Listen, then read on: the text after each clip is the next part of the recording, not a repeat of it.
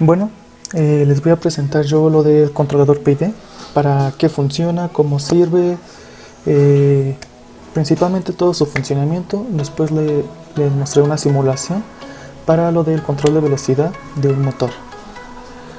Bien, ahora, ¿qué es y cómo funciona? Un controlador o regulador PID es un dispositivo que permite controlar un sistema de lazo cerrado para que alcance el estado de salida deseado. El controlador PID está compuesto por tres elementos: el proporcional, integral y derivativa. Estas tres acciones son las que le dan el nombre al controlador PID. Bueno, como podemos ver aquí en la imagen, esto es prácticamente el modelo, donde tenemos lo que son sus tres controladores: el proporcional, integral y el derivativo, donde aquí vamos a tener una entrada deseada y una entrada de salida que dependerá del sistema, ¿no? Ahora, para señal de referencia y error, ahora les explicaré cómo funciona este modelo. La señal RT se denomina referencia. Ok, lo que quiere decir es que en esta parte donde se encuentra el círculo verde va a ir la cantidad que nosotros queramos. En este caso, por ejemplo, si queremos una velocidad de un motor de, por ejemplo, 25 radianes sobre segundo, nosotros vamos a meterlo al HMI, lo que es la interfaz humano-máquina, y lo vamos a mandar. Lo que va a hacer aquí automáticamente es que va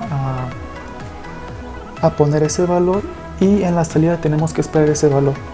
Pero para que ese valor sea el de igual, que los 25 de entrada coincidan con los de 25, tiene que pasar por todo un proceso o un control. Es donde entra lo de error, que está en el círculo rojo.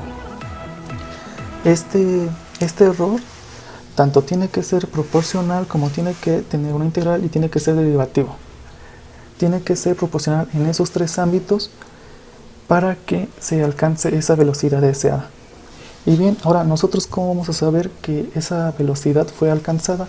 Bien, al final de todo el proceso se le agrega un sensor, donde este sensor nos va a estar indicando en qué valor se encuentra o en qué posicionamiento se encuentra.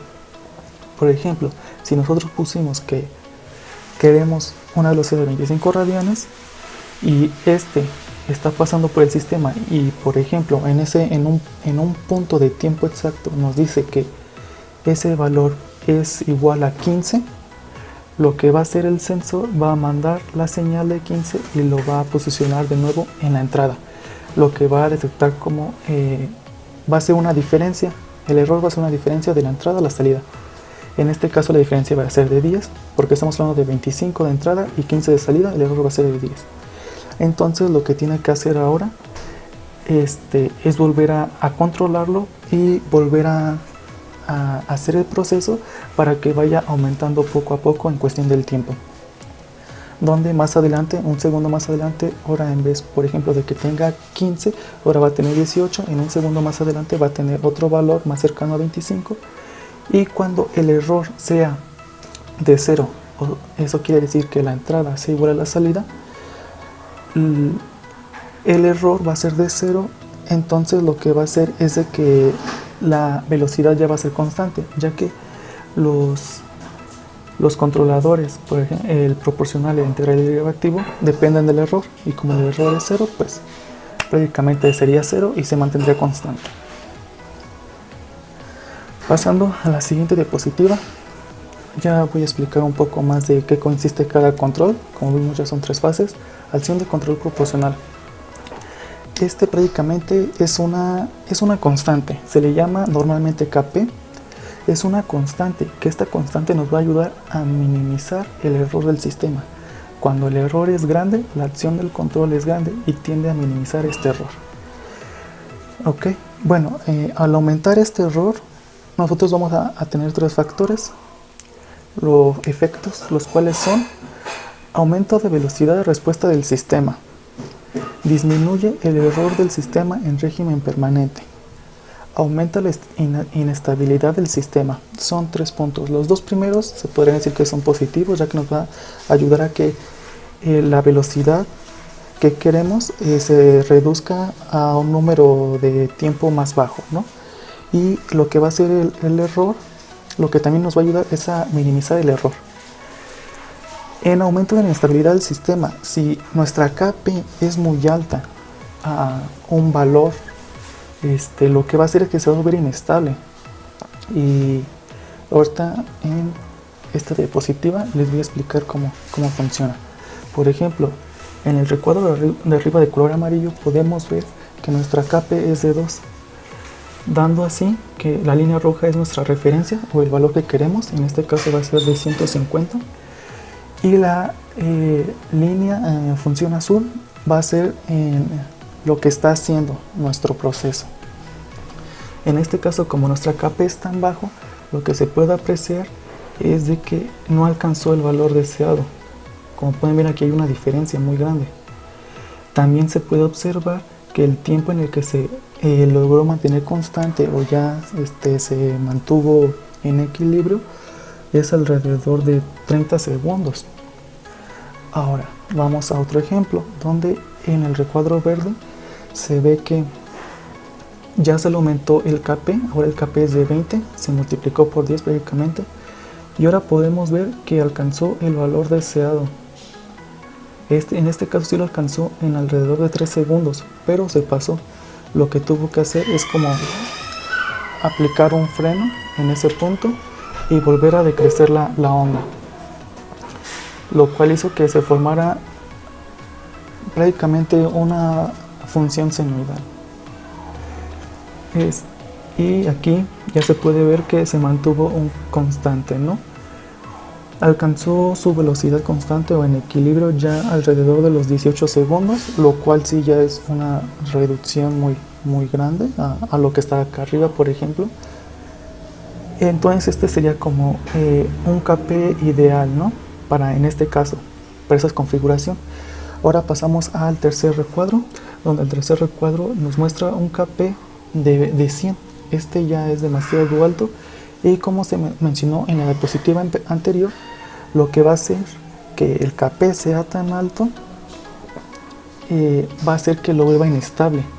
Como podemos ver, aquí ya se formó una función senoidal que, si bien va decreciendo, pero su momento, el tiempo que va a durar con esta función senoidal o inestable va a ser demasiado larga. Va a ser mucho tiempo en lo que se vuelva a establecer. Ahora pasamos a la acción de control derivativa. Bueno, prácticamente lo que tiene esta función, este control, perdón, es que va a ser un frenado prácticamente. Nosotros, al aplicarle el KP, lo que va a hacer es que se va a maximizar, va a agarrar inercia y va a agarrar inercia, lo que va a hacer que se pase de su punto deseado. En ese caso, por ejemplo, el pasado que fue de 150, si nosotros no aplicamos un control derivativo, lo que va a hacer es de que se va a pasar de 150, como ya lleva inercia, se va a pasar a un número mucho mayor, grande, y no sé, se va a detener o va de nuevo a decrecer, pero su valor va a ser demasiado grande. Entonces lo que hace este control es de que tiene que tener en cuenta en qué punto se encuentra actualmente en ese tiempo y a qué punto quiere llegar, para así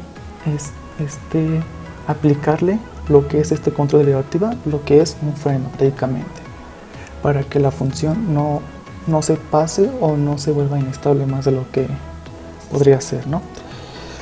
Tenemos 3 efectos al aumentar esta constante. Aumenta la estabilidad del sistema controlado, disminuye un poco la velocidad del sistema, el error de régimen permanece igual.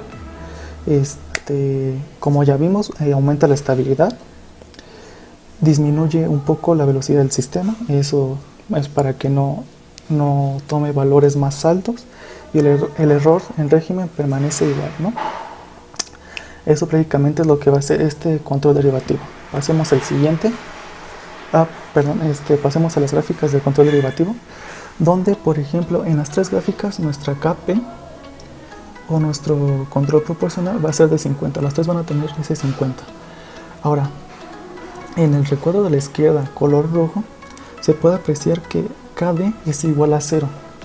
Este es como si no se le estuviera aplicando un freno, como si se dejara que como tal la velocidad siguiera y no tuviera nada que pudiera detenerlo.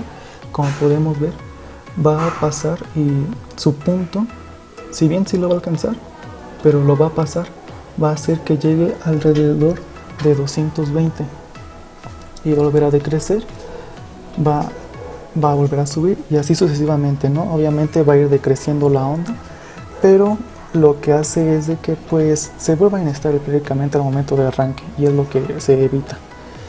Donde alcanzó su punto de equilibrio, su constante, prácticamente ya alrededor también de 30 segundos. Y ahora pasemos al recuadro amarillo, donde ahora su KD es de 10.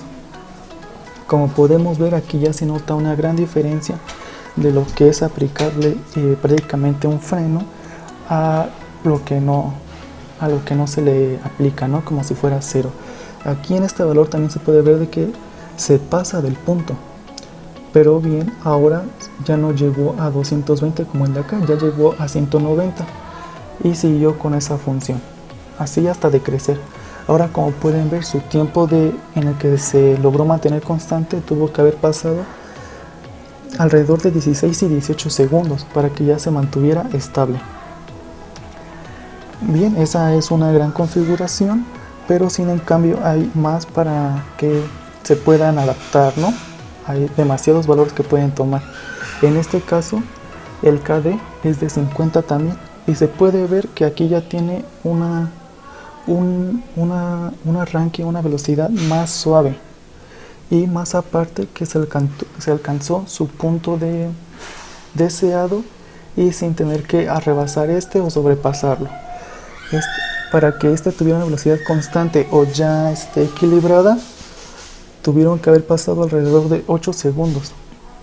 Como fueron viendo, ya fue disminuyendo el tiempo, la onda ya se fue manteniendo más estable y más suave, y pues principalmente para eso sirve el control derivativo, para que aplique un frenado y la velocidad no tenga que sobrepasar los límites.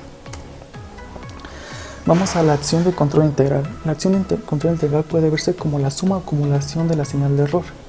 A medida que esta pasa por el tiempo, pequeños errores se van sumando para crecer la acción integral sea cada vez mayor. Con esto se consigue reducir el error del sistema en régimen permanente.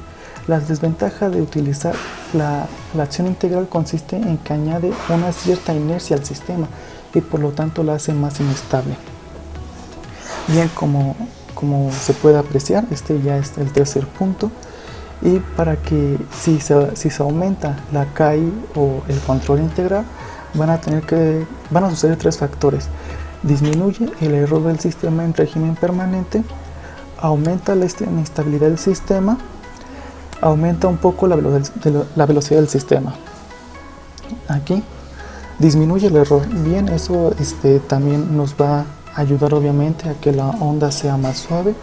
Aumenta la inestabilidad. Eso, si bien también esto implica cuánto es el valor del control derivativo, ya que si el control derivativo también se encuentra muy alto, también va a hacer que esto también dependa del control integral y se vuelva más inestable.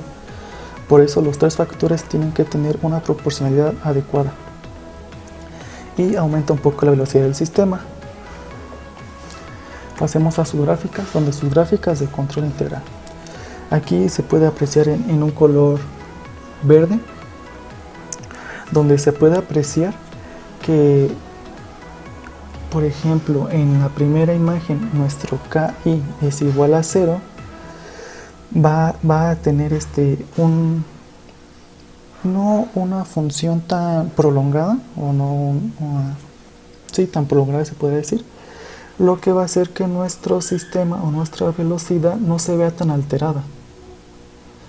Pero Si nosotros la empezamos a subir poco a poco, nuestra función podría empezar a tomar forma. Por ejemplo, en la primera imagen se ve que el valor deseado no es igual a la posición actual.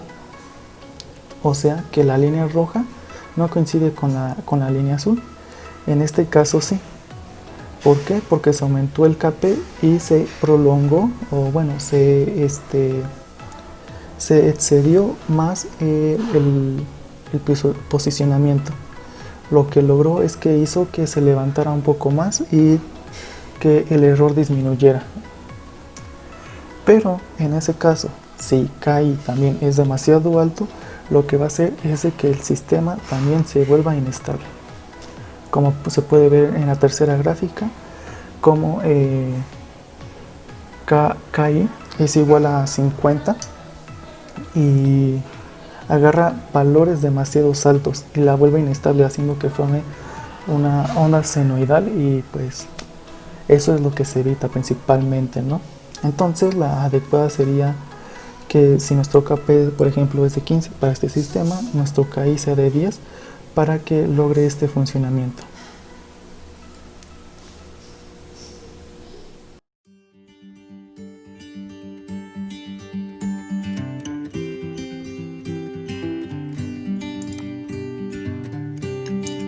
Ahora bien, pasaremos a la importancia de los motores eléctricos. Como primer lugar tenemos la importancia de los motores eléctricos. Los motores eléctricos y bombas en ciertos casos son responsables de dar vida a muchos de los equipos que hoy en día consideramos imprescindibles.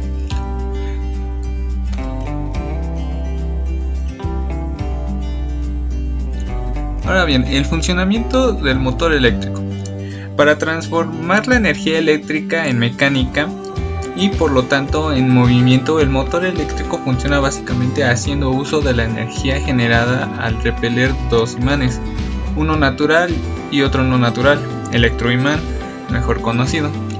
Así, el campo magnético creado mueve una parte giratoria en el rotor, como podemos ver en lo que es en la imagen de abajo, cómo es que se mueve y cómo es como interactúan los imanes. Por otra parte, el motor eléctrico puede funcionar con corriente alterna o continua.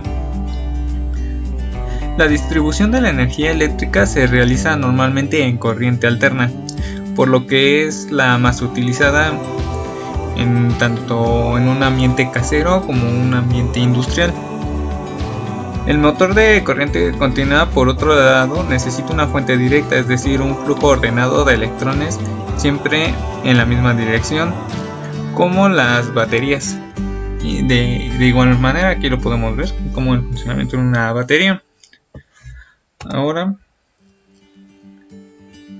un dato importante de los motores eléctricos es que el motor eléctrico es mucho más eficiente que el motor de combustión y más fácil de mantener y más barato de adquirir. Por otro lado, es mucho más flexible respecto de las aplicaciones en las que se puede utilizar. Ahora pasamos con la importancia de estos dentro de nuestra vida en general y aplicados a la carrera que es ingeniería en mecatrónica. Bueno, importancia. Los motores se utilizan en muchas áreas como la robótica móvil, brazos robóticos industriales, elevadores, grúas, taladros, autos eléctricos, drones o en otras aplicaciones de menores exigencias desde el punto de vista de control automático como bombas, bandas transportadoras, entre otras.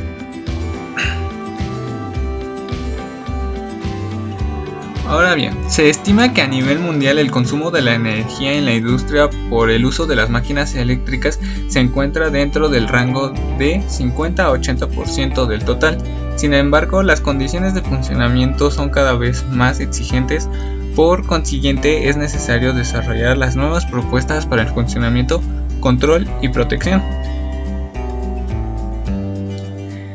Ahora bien, nos pasaremos a por qué es importante el control de motores eléctricos.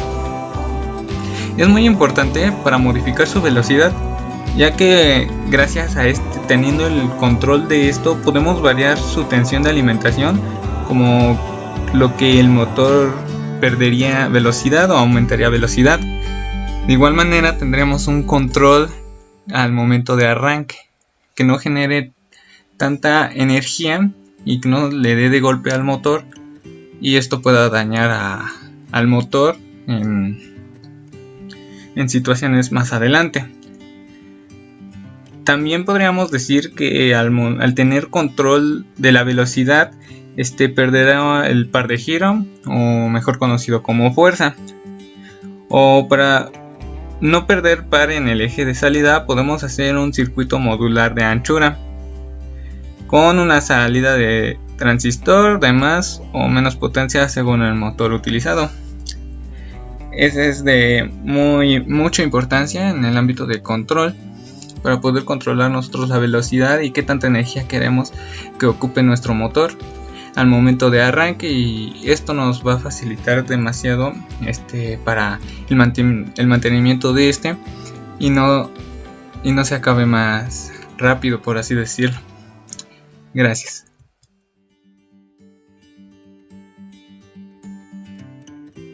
Bueno, ahora veremos las aplicaciones del control PID. Bueno, el control PID lo podemos encontrar en distintas partes de un lazo de control. Principalmente lo vamos a encontrar en lazos de temperatura, donde el control PID nos va a ayudar a mantener la temperatura, ya sea gracias a aire acondicionado, calentadores, refrigeradores. También lo podemos encontrar en los lazos de nivel, donde vamos a mantener a cierto nivel los tanques de líquido, como pueden ser agua, lácteos, mezclas, crudo, etc. También lo vamos a encontrar en los lazos de presión, donde se busca mantener una presión predeterminada en tanto los tanques como los tubos o los recipientes. También lo vamos a encontrar en los lazos de caudal, donde, pues como su nombre lo dice, mantienen el caudal dentro de una línea o cañería. El control PID, como ha demostrado ser muy flexible, es por eso que lo podemos encontrar en muchas aplicaciones que pues parece que no tiene ninguna relación, como la temperatura o la presión. Ahora, para tener la implementación de un control PID, esto es muy común que se haga a través de PLC, sobre todo en el ámbito industrial. Bueno, el PID se puede implementar en un algoritmo del programa del PLC, y generalmente lo vamos a encontrar en la librería de algoritmos. También, pues la forma en la que el PID se implementa va a depender de la marca de nuestro PLC. Esto es más que nada para usos industriales, que es en donde vamos a encontrar el PID. También existen los llamados PID industriales, que no necesitan el uso de un PLC, sino son sistemas aparte, exclusivos para este sistema de control. Bueno, un ejemplo de la aplicación de un control PID dentro de lo que es un PLC es el controlar la velocidad angular de este servomotor con un PLC, en este caso de la marca Siemens. Bueno, la variable que vamos a controlar es la velocidad de giro del motor, y la señal de control va a ser la tensión que se aplica al motor. En este caso, E viene siendo el error, que es la diferencia entre la velocidad deseada y la velocidad real.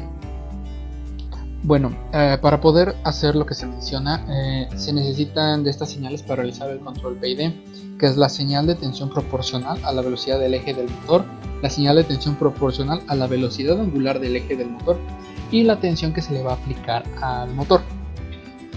Ahora, de abajo podemos ver cómo va a ser el flujo de la información entre el PLC y el motor.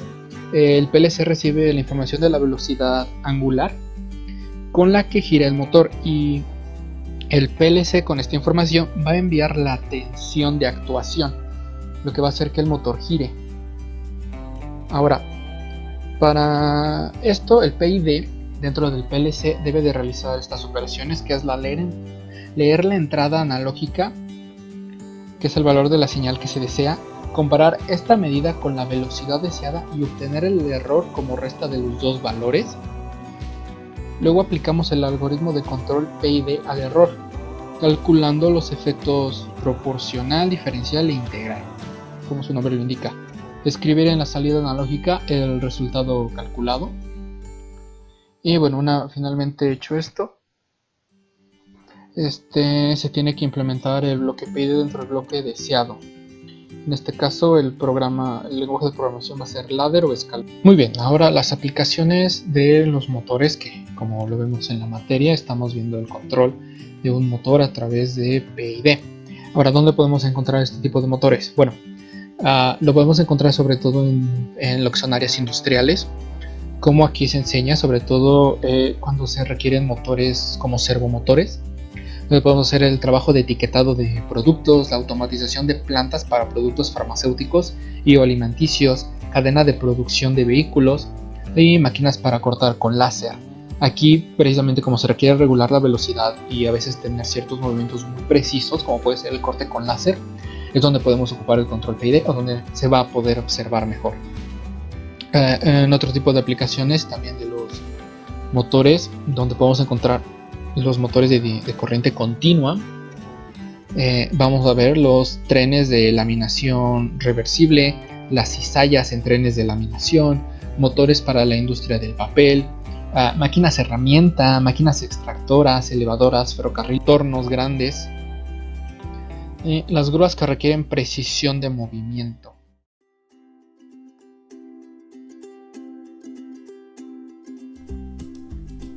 A continuación les explicaré todo el proceso que se tiene que hacer para realizar nuestro modelo matemático del motor, para poder llegar a las expresiones que se necesitan para nuestra simulación y hacer nuestro sistema de control.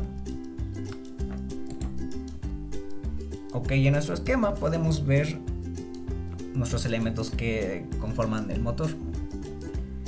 Tenemos lo que es la resistencia de los émbolos del rotor, L, que es la inductancia de los embobinados del rotor, J, que es el momento de inercia del rotor, B, que es coeficiente de fricción viscosa entre el rotor y el estator, nuestra UDT, que es la fuente de excitación del sistema, que es nuestro voltaje. Por parte de nuestra parte mecánica tenemos lo que es la velocidad angular del rotor, el par del rotor, la corriente del sistema y nuestra tensión eléctrica inducida, que es VFM. Como adicional tenemos variables que vamos a ocupar más adelante, como es KDT, que es nuestra constante de campo, KE, que es nuestra constante de armadura, que son KT es una constante mecánica para el flujo magnético y K es una constante eléctrica. Y además ocuparemos lo que es TI, que sería nuestra par de fricción. Ok, para nuestro modelo tenemos dos partes, una que es la parte eléctrica y otra que es la parte mecánica. Para la parte eléctrica nosotros ocupamos lo que es la ley de Kirchhoff, que recordando es la suma de voltajes es igual a nuestra suma de caídas de extensión. Y para nuestra parte eléctrica ocuparemos lo que vemos en la imagen. Entonces, conforme a la ley de Kirchhoff, decimos que nuestra UDT va a ser igual al voltaje de resistencias respecto al tiempo más V de L respecto al tiempo también más V de Fm con respecto al tiempo. Pero como no tenemos nuestros voltajes, tenemos que desglosarlo más y saber cómo obtener esos voltajes.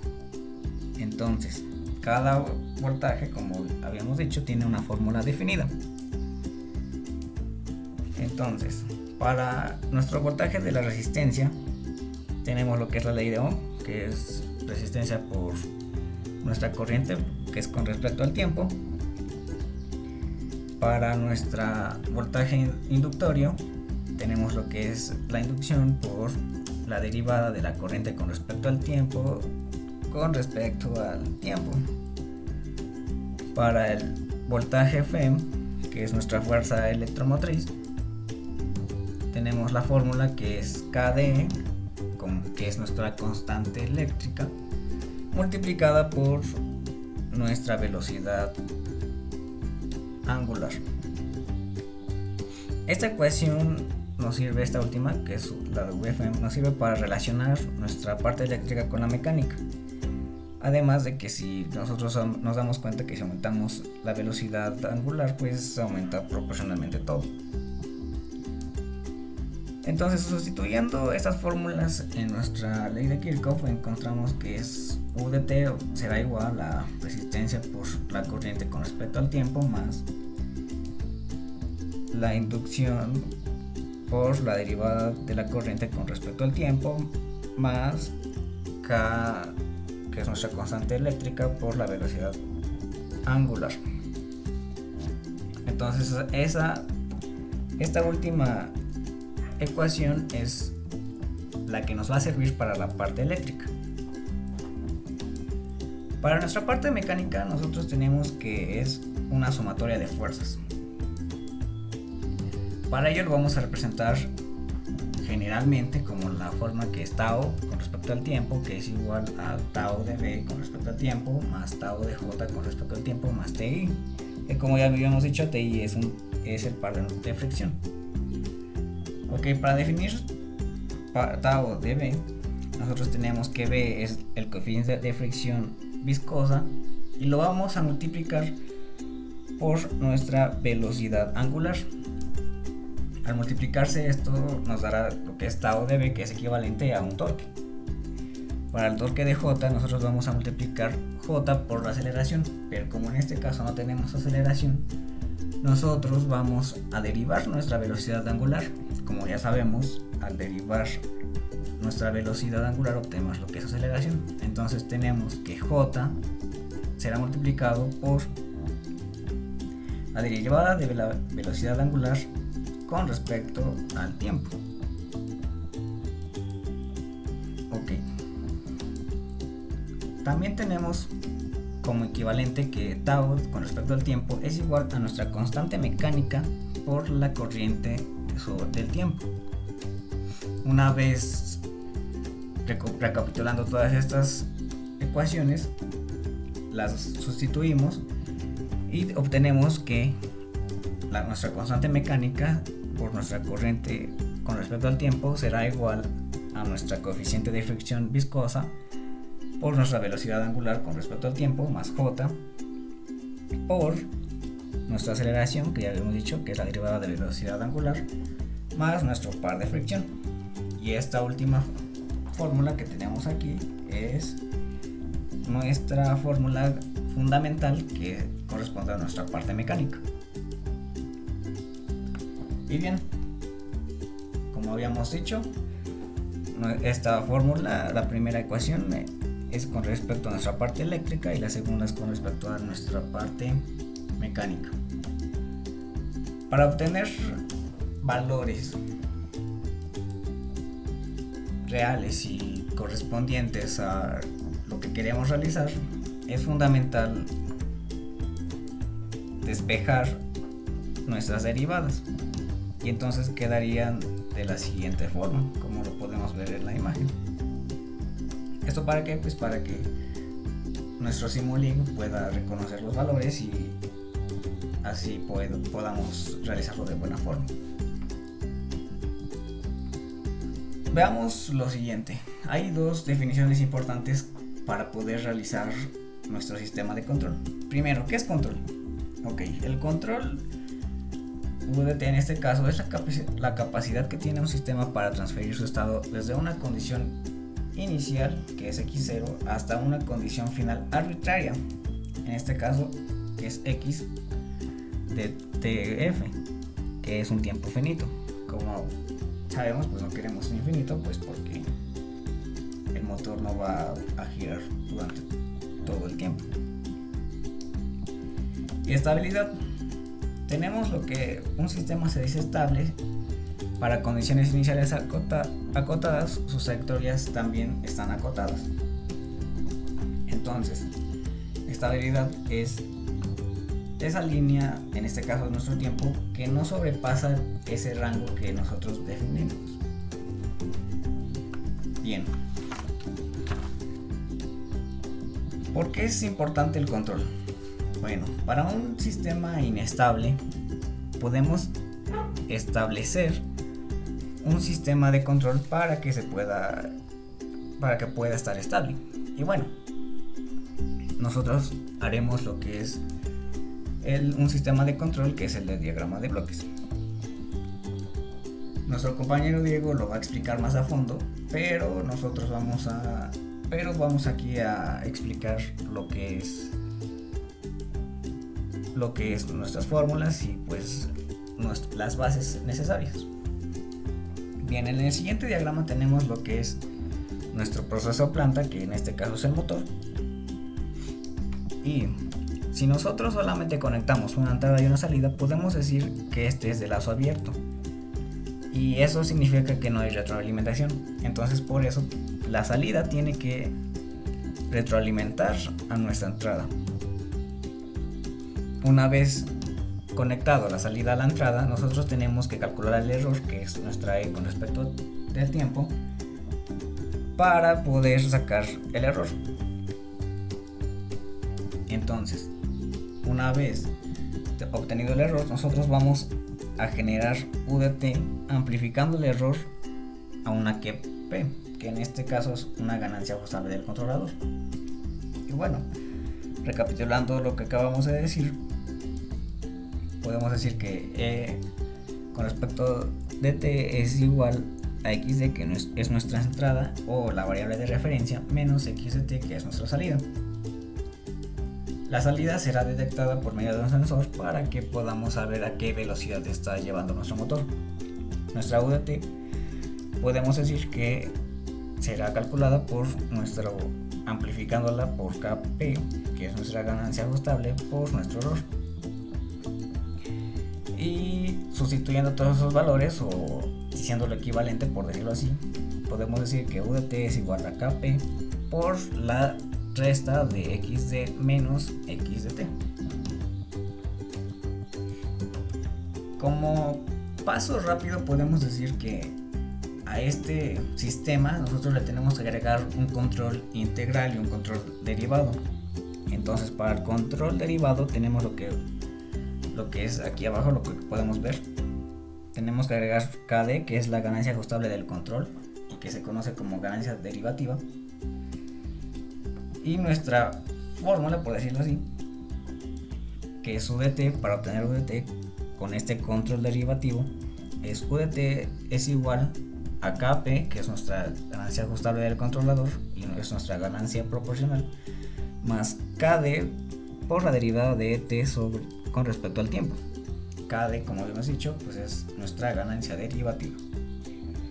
Y para el control integral, nosotros tenemos que sacar UDT. Entonces tenemos que hacer las sumas de lo que es la amplificación, como lo dijimos al principio, nuestro control derivativo y nuestro control integral, y obtenemos nuestra fórmula, que es UDT, que es igual a KP, que es nuestra ganancia proporcional, por el error, más KD, que es nuestra ganancia derivativa, por la derivada de nuestro error con respecto al tiempo, más KI, que esta vez es nuestra ganancia integral, por la integral definida de entre nuestro tiempo y cero de nuestro error. Y bueno, una vez que ya tenemos nuestro modelo matemático, tenemos nuestras dos ecuaciones.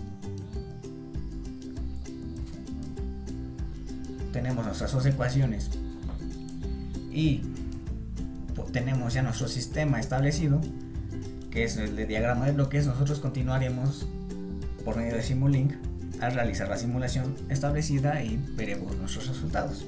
Por mi parte es todo.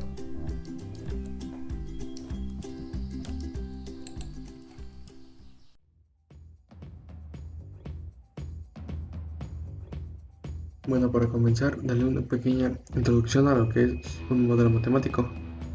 Podemos ver que un modelo matemático es una descripción en lenguaje matemático de un objeto que existe en un universo no matemático.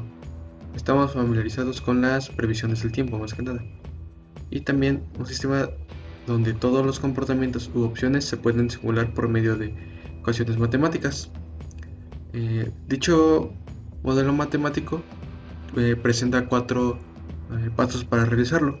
El primero es tomar un problema de la vida real el cual queremos resolver. Segundo paso es expresar este problema en términos matemáticos. Tercer paso es resolver el modelo matemático usando las herramientas matemáticas. Y el cuarto paso es comprobar que la solución obtenida con nuestro modelo funcionó para el problema real.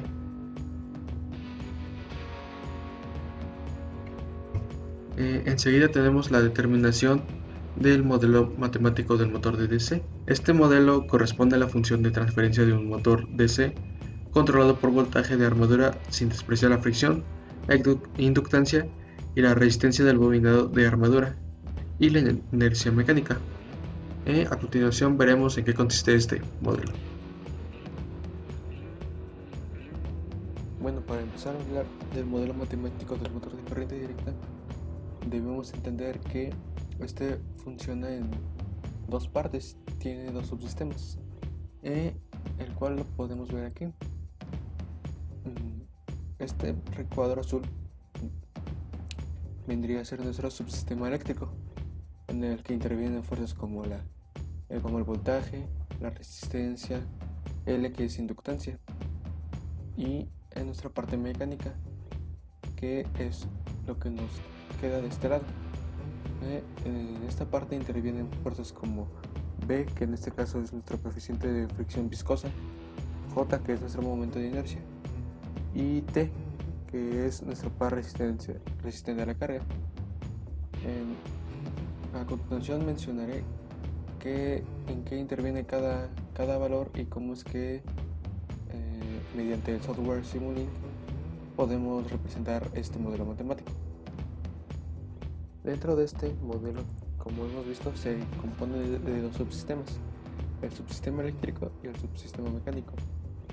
Dentro del subsistema eléctrico podemos ver que la siguiente ecuación nos dictará cómo formaremos esta estructura.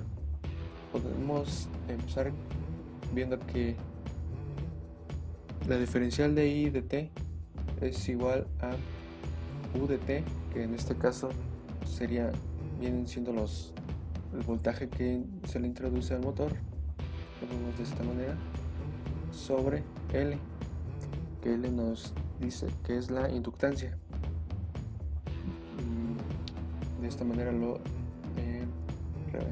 De esta manera hacemos la diferencia y este a su vez es positivo. Siguiendo menos R, que R es nuestra resistencia, sobre L nuevamente. Aquí vemos cómo ponemos la división y todo esto por I de T. I de T es nuestro resultado, entonces desde acá lo tomamos y aquí lo tenemos.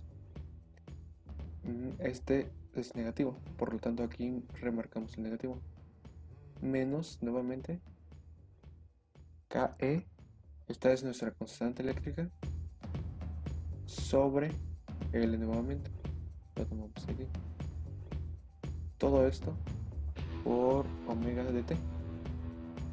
Omega de T lo señalaremos en este apartado, ya que es el resultado de nuestro subsistema mecánico.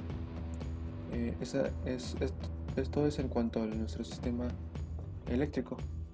Regresando y pasando a nuestro subsistema mecánico, vemos que se asemeja mucho, solo que en este caso la diferencial de omega de T va a ser igual a K de T. K de T es nuestra constante mecánica sobre J. J es nuestro momento de inercia.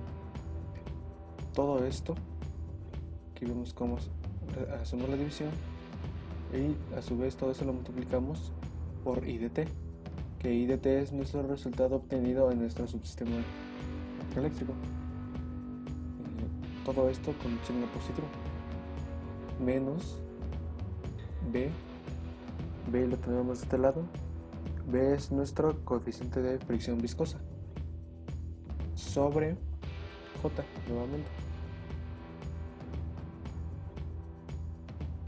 A su vez todo esto se multiplica por omega de T, que omega de T es el resultado que queremos en este en este subsistema. Entonces, por lo tanto lo tenemos desde el resultado. Y por último tenemos menos TI lo tenemos de este lado. TI es nuestro par resistente a la carga sobre J nuevamente. Lo mandamos y a su vez tenemos la salida. Esto es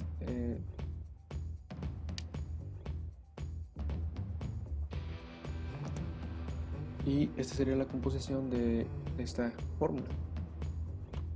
Si regresamos a nuestra parte central, tenemos que tanto el sistema eléctrico depende del mecánico como el mecánico del eléctrico.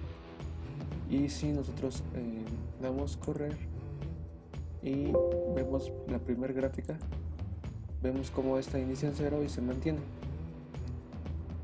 Y si nos vamos a la gráfica de velocidad, vemos cómo esta, debido a las condiciones que nosotros hemos agregado, puede verse cómo va de 0 hasta un número negativo y ahí se mantiene. Y bueno, esto sería todo.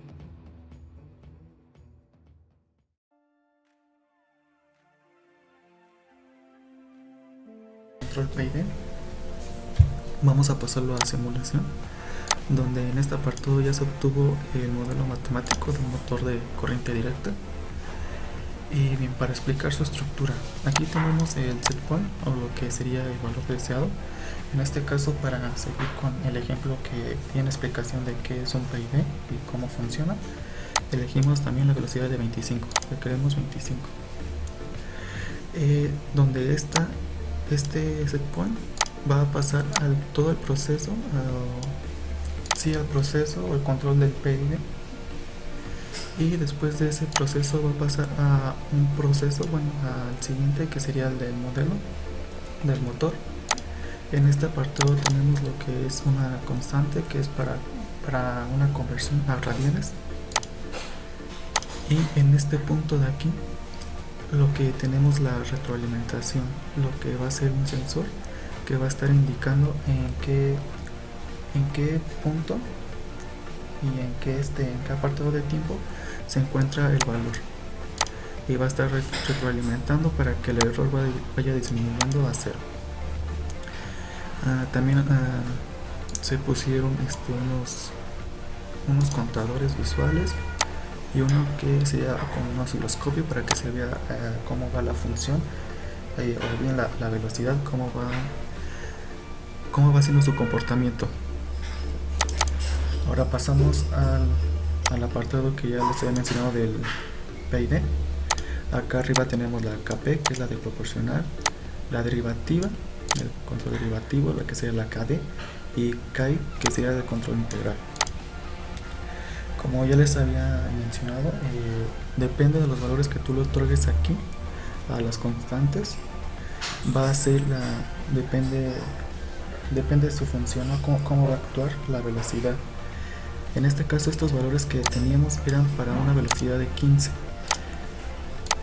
Ahora le puse de 25 y quiero que vean cómo actúan estos parámetros que se le otorgaron aquí a esta velocidad, y si tenemos que hacerle cambios o no.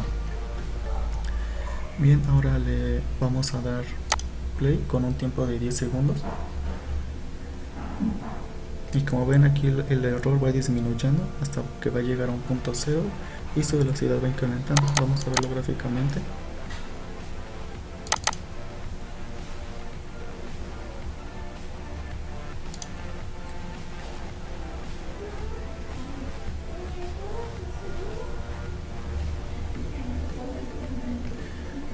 Como se puede ver aquí, la velocidad ya alcanzó su valor alrededor de 1.5 segundos, pero se pasó, entonces pasó lo que se quería, y otra vez está decreciendo. También podemos ver que en el error también está pues obviamente decreciendo hasta que llegó a un valor menor a 0, o sea, con signo negativo, que sería prácticamente que es lo que está acá. Lo que está haciendo otra vez está volviendo a 0 para que su velocidad la vuelva constante.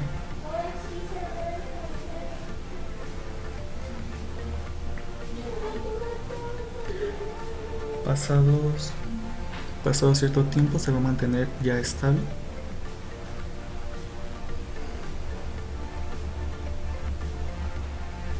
Como pueden ver, aquí fue alrededor de los 9 segundos. Se mantuvo estable. Ahora, ya que termine la simulación, ahora vamos a cambiar los parámetros. Vamos a tener que elegir otros que vamos a tratar de encontrar otros que sean más estables. En este caso vemos que tuvo una inercia de irse hacia arriba, y esto también lo vimos de que se puede corregir modificando el control integral. Entonces, en este caso, que es el KI, lo vamos a bajar, ya que seguramente está muy alto. Entonces, por eso está haciendo que la función se vuelva un poco inestable, no demasiado, pero un poco. Y ahora en KD también, como va a reducir el tiempo, tenemos que también reducir como el tipo de frenado, para que también no se vuelva a pasar, o sea, menos lo que se pase. Vamos a bajarlo a 1. En KP vimos que logró llegar a su estado de 25. Entonces realmente no es necesario moverlo, no tenemos que escalarlo ni nada. Vamos a dejarlo así y vamos a ver qué pasa.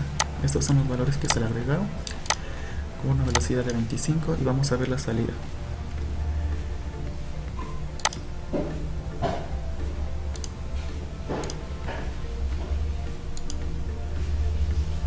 También en 10 segundos le otorgamos.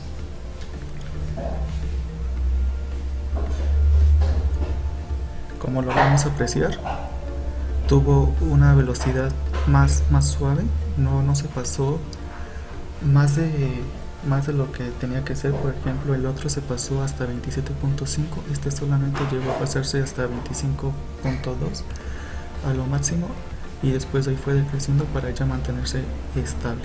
También el error no llegó a números menores a ceros tan altos, y como vimos aquí, en el segundo 6 ya se logró mantener estable. Entonces, esa realmente es una buena configuración, ya que vimos que lo que estaba haciendo es que el control integral estaba haciendo que la función, la velocidad, aumentara o se haya hecho inestable. Y claro, como también modificamos la integral, también tenemos que configurar un poco o cambiar la derivativa, porque va a cambiar el tiempo ahora. Lo que va a hacer que reduzca el tiempo. Y acá también podemos apreciar los valores. Que alcanzó el valor de 25 con un error. Si bien es negativo, pero ya es de demasiado bajo, 0.000. Entonces, pues ya prácticamente así es como se ve la simulación de esto, de un control PID con un modelo matemático para un motor de corriente directa.